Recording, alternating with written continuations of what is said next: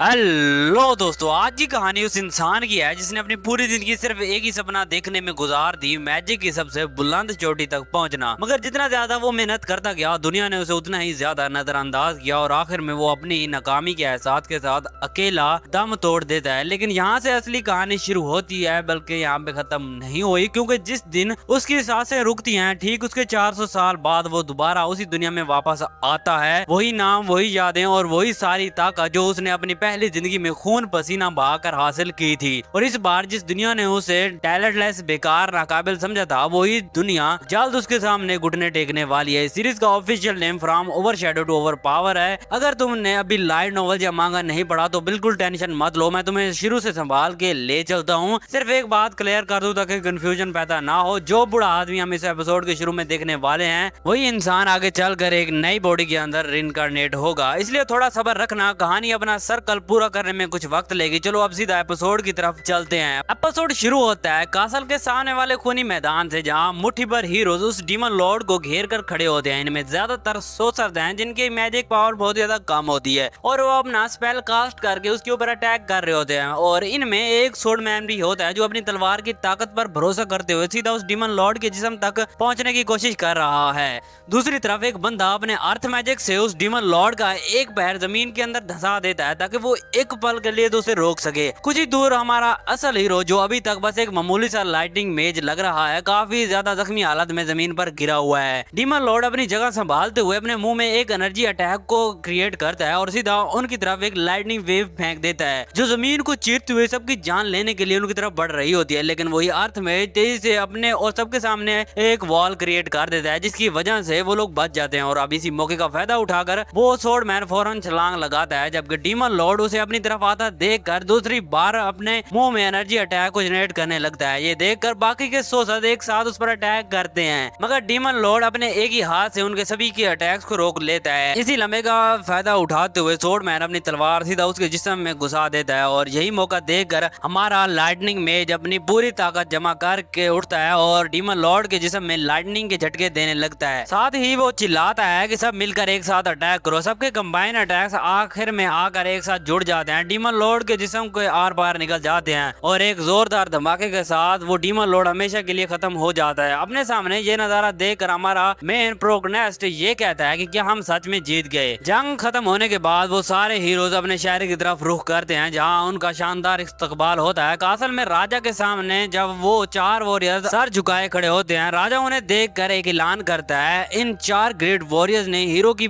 मदद करते हुए डीमन लॉर्ड को मारा है और इस कुर्बानी के बदले फायर, अर्थ, वाटर और विंड के सिजेस को एक रिजर्व टाइटल दिया जाता है, 4 एम्परर्स का टाइटल। ये सुनते ही हमारा मेन प्रोटैगनिस्ट अपने दिल में सोच रहा था, 4 एम्परर्स, इस दुनिया में सिर्फ हाई क्लास के खानदान के लोगों को ये टाइटल मिलता है, मगर आज ये हमें भी दिया जा रहा है। कितना शानदार रिवॉर्ड है। बाकी 3 सेजेस को उनके थ्रोन्स दिए जाते हैं और जब बारी हमारे हीरो की आती है तो राजा उसे लाइटनिंग थ्रोन पहनाते हुए कहता है, सेज अफ्ताल, मैजिक की दुनिया में शायद तुम सबसे ज्यादा पावरफुल ना हो, मगर मैं फिर भी तुम्हें एम्परर का टाइटल दे रहा हूँ। अब से तुम खुद को लाइटनिंग का एम्परर कह सकते हो। ये सुनकर अफ्ताल बहुत ही ज्यादा इमोशनल हो जाता है और कहता है, ये मेरे लिए सौभाग्य है महाराज। राजा जोर से चिल्लाता है, 4 एम्परर्स के लिए तालियां बजाई जाएं और पूरा दरबार उनके नाम की सदाएं लगाना शुरू कर देता है। अफ्ताल अपने दिल में ये सोचता है, 40 साल लग गए मुझे अपनी ताकत को गेन करने में, इस पल मेरी मेहनत को सही मायने में पहचाना गया है। और फिर सीन चेंज होता है कुछ साल आगे चलकर। अफ्ताल एक जगह खड़े कुछ सोच रहे होते हैं, उनके पीछे से एक छोटी सी बच्ची दौड़ते हुए आती है और कहती है, मास्टर अफ्ताल, ब्रेकफास्ट रेडी है। ये सुनकर वो मुस्कुराकर कहता है, गुड मॉर्निंग मर्लिन, ट्रेनिंग के लिए आज का दिन बहुत ही अच्छा लग रहा है। मर्लिन तथा लोग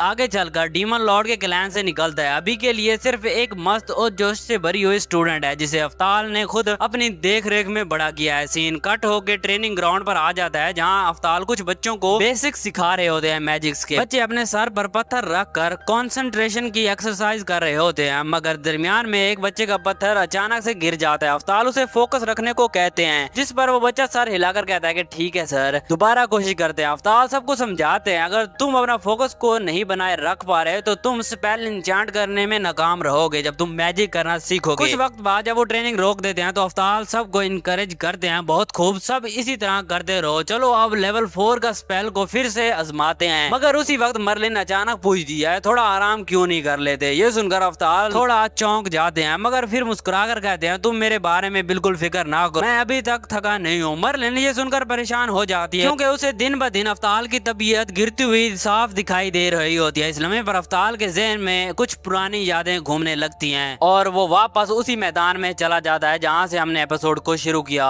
था। पुरानी यादों में वो तबाहशुदा जमीन, एक मुर्दा डीमन मदर और उसके पास रोती हुई एक छोटी सी बच्ची। तभी वो अपने दिल में कहता है कि एक डीमन मदर और उसकी बच्ची, क्या ये हमारी ही जंग में फंस गई थी? शायद मर्लिन डीमन किंग के उसी क्लैन से है और जब हमने उस डीमन किंग को मारा था तभी उसकी तबाही की लपेट में उसकी माँ भी आ गई होगी। यह याद करते हुए वो अपने दिल में कहता है मुझे लगता है तुम्हें याद नहीं, लेकिन मैंने तुम्हारे क्लैन के कई लोगों को अपने ही हाथों से मारा है और अब तुम मुझे इतनी फिक्र से देख रही हो। पर फिर भी वो अपना ज़हन झटक कर कहते हैं चलो ठीक है। लेवल 4 के स्पेल दोहराते हैं और सारे बच्चे तैयार हो जाते हैं मगर एकदम से मर्लिन कहती है मास्टर अफ्ताल प्लीज मुझे लेवल 6 सिखाओ। ये सुनते ही बाकी सब बच्चे हैरान होकर आपस में बातें करने लगते हैं। लेवल 6? हमने तो अभी लेवल 5 तक नहीं सीखा। अफ्ताल मुस्कुराकर जवाब देते हैं मर्लिन तू हमेशा की तरह जोश से भरी हुई हो। मर्लिन फौरन जवाब देती है बिल्कुल मैं तो ये हूँ, मैं लाइटनिंग एम्परर की सबसे बेहतरीन स्टूडेंट हूँ। ये सुनकर अफ्ताल थोड़े खौफजदा हो जाते हैं मगर वो उसे समझाते हैं इतनी जल्दी किसी बात की नहीं मर्लिन, इससे बजाय हमें अपने कंसंट्रेशन की प्रैक्टिस कंटिन्यू करनी चाहिए क्योंकि बेसिक्स बहुत ही ज्यादा जरूरी होते हैं किसी भी चीज के लिए। मर्लिन कहती है मुझे पता है लेकिन मुझे जल्दी करनी है, कोई बात नहीं है। और दोस्तों मेरे ख्याल में ये छोटी सी लड़की अपने मास्टर की तबीयत और भी ज्यादा बिगड़ने से पहले ये साबित करना चाहती है कि वो अपने पांव पर खुद खड़ी हो सकती है। यहाँ से सीन शिफ्ट होता है उस घने जंगल के डरावने दरवाजे पर जहाँ मर्लिन अपना स्टाफ लिए अकेली खड़ी होती है। अंदर से गूंजती हुई खौफनाक आवाजें सुनकर वो थोड़ी सी घबरा जाती है मगर खुद को संभालते हुए कहती है मुझे डर नहीं लगता और जंगल के अंदर दाखिल हो जाती है। जितना वो आगे बढ़ती जा रही थी उतनी ही तेजी से उसकी घबराहट भी बढ़ रही थी। आखिर में एक गार के पास पहुंचकर वो अपने दिल में कहती है मैं यहाँ मौजूद हर एक मॉन्स्टर को हरा दूंगी ताकि सच में मैं खुद को लाइटनिंग एम्परर की सबसे अच्छी शागिर्द कह सकूं। फिर मैं सब कुछ सिखा पाऊंगी और मास्टर को ये सब नहीं करना पड़ेगा, वो आराम से सुकून की जिंदगी गुजार सकेंगे। ये सोचते हुए वो उस गार के अंदर चली जाती है। कुछ ही पल बाद मंजर बदल जाता है और मर्लिन अपनी जान बचाते हुए जंगल से बाहर भागती हुई दिखती है क्योंकि उसके पीछे एक खौफनाक वुल्फ बीस्ट लगा हुआ होता है। भागते हुए वो अपने दिल में सोचती है लेवल 4 का मैजिक बिल्कुल नाकाम रहा है, सिर्फ एक ही मौका बचा है मेरे पास। वो रुक कर अपना स्पेल इंचैंट करना शुरू करती है विंड की स्पिरिट मेरे हाथों में समा जाओ, मुझे अपनी ब्लेसिंग और पावर दो। लेवल 6 थंडरबोल्ट स्पेल तेजी से उस वुल्फ बीस्ट की तरफ जाता है और मर्लिन को खुशी होती है क्योंकि उसे यकीन नहीं था कि क्या वो ये सब कर पाएगी। मगर ये खुशी ज्यादा देर तक नहीं टिकती क्योंकि वो वुल्फ बीस्ट अटैक से बच जाता है। मर्लिन के होश उड़ जाते हैं जबकि वो बीस्ट तेजी से उसकी तरफ बढ़ रहा था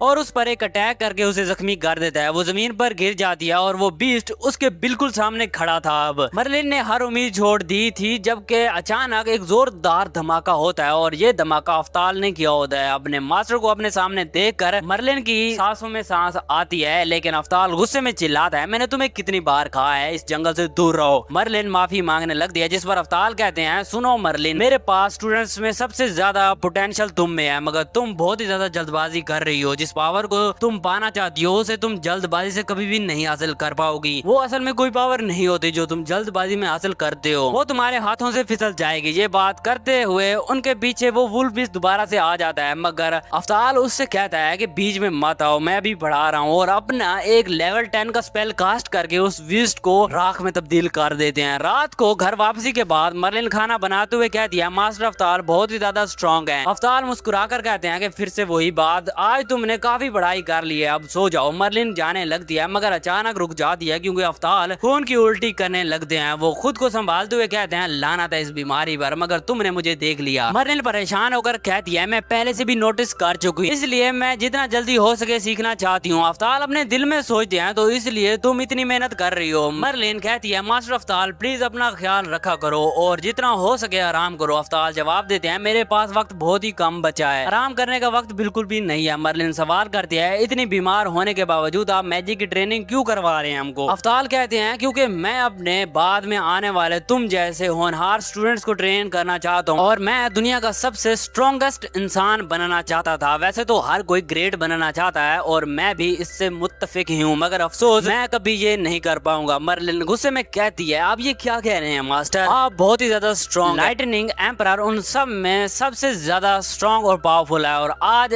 आपने लेवल 10 के स्पेल को कितनी आसानी से करके दिखाया। ये कहते ही वो चुप हो जाती है। अवतार अपने दिल में सोचते हैं, मैं समझता हूँ तुम क्या कहना चाहती हो, लेकिन इन यंग लोगों के टैलेंट के सामने मैं डीमन किंग के खिलाफ जंग में कुछ भी नहीं कर पाया था। मैं तो खुद स्ट्रगल करता रहा। इस खामोशी को देखकर मर्लिन चुपचाप बस देख रही होती है खड़ी होकर। अगले दिन एक स्टूडेंट दरवाजे पर नॉक करते हुए चिल्लाता है, मास्टर अवतार बड़ी खबर आई है। दरवाजा खोलने पर वो बच्चा बताता है, फ्लेम एम्परर ने अपनी मैजिकल एट्रीब्यूट थ्योरी कर ली है और उसकी तफसीलात इस पेपर में दी गई हैं। अवतार वो पेपर अपने हाथ में लेकर अपने दिल में सोचता है, किसी का मैजिकल एट्रीब्यूट को पता लगाना लंबे वक्त के लिए नामुमकिन समझा जाता रहा है। मुझे नहीं पता था ये इस तरह भी मुमकिन है। वैसे फ्लेम एम्परर वाकई ही जीनियस है, जैसे मैंने सोचा था। बच्चा पूछता है, मास्टर अवतार अब आप क्या करेंगे? अवतार जवाब देते हैं, मुझे लगता है ये आजमाने के लायक है, चलो इसे ट्राई करते हैं। इसके बाद वो उसे ट्राई करने के लिए निकल जाते हैं बाहर की तरफ। कुछ देर बाद अवतार एक्सपेरिमेंट के लिए काफी सारे बच्चों को बुला लेते हैं। सबसे पहले मर्लिन से शुरू करते हैं और उसका एक बाल तोड़ लेते हैं। ये एक्सपेरिमेंट करते हुए वो सबको समझाते हैं, तुम टेस्ट सब्जेक्ट के बालों को हर शीशी में डालते हो और उन्हें हर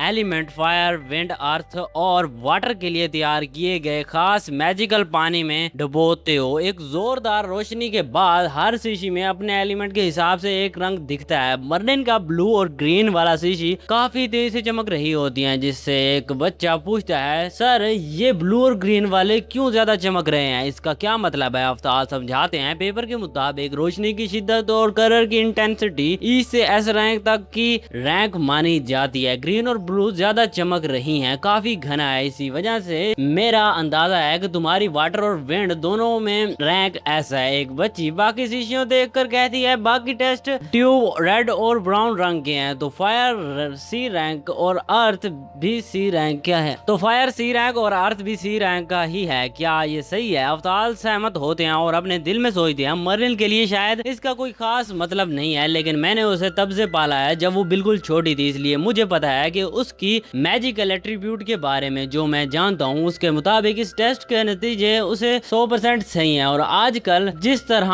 हम मैजिक सिखाते हैं उसमें स्टूडेंट को सब तरह के बेसिक स्पेल सिखाए जाते हैं और काफी अरसे के बाद जाकर हम डिसाइड करते हैं कि इनका एट्रीब्यूट क्या है। लेकिन अब हम शुरू से ही पता कर सकते हैं जब वो पैदा होते हैं कि वो किस चीज में सबसे ज्यादा अच्छे हैं, जिसकी वजह से वो और भी ज्यादा स्ट्रॉन्ग बन पाएंगे। ये सोचने के बाद वो कहते हैं, चलो अब बारी मेरी है। मर्लिन हैरान होकर कहती है, इसकी क्या जरूरत है, आप तो 4 एम्परर्स में से एक हैं। एक बच्चा पूछता है, क्या आप एक्साइटेड नहीं हो रिजल्ट देखने के लिए? सब बच्चे आपस में बातें करने लगते हैं कि ये काफी ज्यादा मजेदार होगा। अवतार खुद भी क्यूरियस होकर अपने दिल में सोचते हैं, सच कहूँ तो मैं भी जानना चाहता हूँ, भले ही मैं मैजिक की सबसे बुलंद चोटी को ना पार कर पाया, मगर ये जानना चाहता हूँ कि मुझ में कभी ये करने का टैलेंट था भी या फिर नहीं। एक्सपेरिमेंट शुरू होता है और वो अपने दिल में सोचते हैं, मैंने किसी भी दूसरे इंसान के मुकाबले में काफी ज्यादा मेहनत और सख्त मेहनत की है, इसकी वजह से मुझे यकीन है कि सेकंड एम्परर ने भी कभी मेहनत नहीं की होगी जितनी मेहनत मैंने की है। मगर जब आखिर में नतीजा निकलता है सब लोग हैरान रह जाते हैं, क्योंकि किसी भी शीशी में कोई एलिमेंट का कलर मौजूद ही नहीं था। बच्चा थ्योरी पढ़कर बताता है कि कहा जाता है कि कलरलेस होने का मतलब है कि कोई भी टैलेंट नहीं है उसके पास, लेकिन ये तो हो ही नहीं सकता कि आपके पास जरा भी टैलेंट ना हो। अवतार अपने दिल में परेशान होकर सोचते हैं, बिल्कुल सही, ये नामुमकिन है यार, लेकिन जरा भी एट्रीब्यूट ना होने का मतलब है कि कोई भी स्पिरिट तुम्हें ब्लेसिंग नहीं देगी। लेकिन क्यों, मैं तो लाइटनिंग एम्परर हूँ ना। अपने मास्टर को इतना परेशान देखकर मर्लिन कहती है, शायद हमने ये गलत तरीके से किया होगा, इसीलिए ये सही नहीं हुआ, दोबारा ट्राई कर दें। अवतार सहमत होते हैं और दोबारा ट्राई करते हैं, मगर हर बार वही कलरलेस रिजल्ट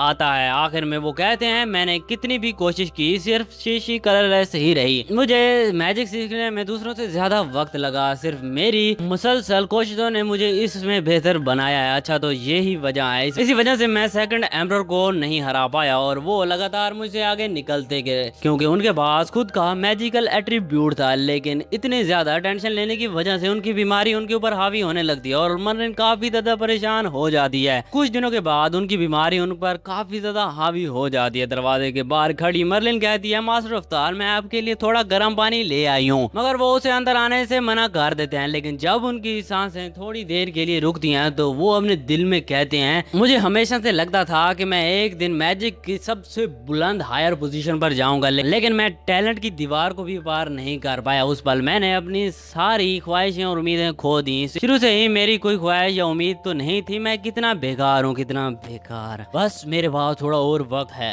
मुझे लगता है कि मैं मेहनत से यहाँ तक पहुँचा हूँ, मगर अब मैं बहुत ही ज्यादा मायूस हूँ, बहुत ही ज्यादा मायूस हूँ। ये उनके आखिरी अल्फाज थे, जिसके बाद उनकी सांसें हमेशा के लिए थम जाती हैं। और इसके बाद हमें कुछ तफसीलात से पता चलता है कि उसका रिइंकार्नेशन एक अलग ही बॉडी में हो चुका है और अब उस बच्ची को कौन संभालेगा उसका तो कोई भी नहीं है, ये तो वक्त ही बताएगा। यहाँ से मंदिर शिफ्ट होता है एक गॉडेस पर, जिसके सामने अफ्ताल खड़े होते हैं। उसे देखकर अफ्ताल कहते हैं कि अरे ये तो सही है, ये 50 साल पहले की बात है, मैं भूल ही गया था कि मेरे पास एक स्किल भी है। वैसे यहाँ पर हम पहली बार मिले थे। गॉडेस कहती है, काफी वक्त हो गया, तुम्हारे एट्रीब्यूट जजमेंट ने तुम्हें बिना हार माने अपने मकसद की तरफ काम करते रहने की हिम्मत दी। अफ्ताल जवाब देते हैं, तो बस यही बात है। इससे पता चलता है कि मैं किसी भी चीज को छोड़ता क्यों नहीं था। गॉडेस कहती है, अब तुम्हारी सेकेंडरी रिइंकार्नेशन का वक्त आ गया, एक बार फिर तुम्हें शुरुआत में 2 बोनस स्किल मिल सकती हैं। तो बताओ 2x ग्रोथ के बारे में क्या राय है तुम्हारी। अफ्ताल कहते हैं कि रहने दो, मेरे पास अभी भी मेरी मैजिकल नॉलेज है। अगर मेरे पास मेहनत करके बेहतर बनने का वक्त है तो बस मेरे लिए इतना ही काफी है। गॉडेस मुस्कुरा कर कहती हैं कि मुझे यही उम्मीद थी तुमसे। वैसे भी तुम 4 एम्प्रेस के टाइटल तक पहुंचे, जबकि तुम में इसके लिए कोई खास एट्रीब्यूट नहीं था और सिर्फ तुम्हारे टैलेंट की वजह से नहीं हुआ, बल्कि तुम्हारी स्ट्रॉन्ग विल पावर की वजह से हुआ। अफ्ताल कहते हैं कि खैर मुझे नहीं पता मैं इतनी दूर जा भी पाऊंगा या फिर नहीं। गॉडेस कहती है कि बहुत खूब, क्या तुम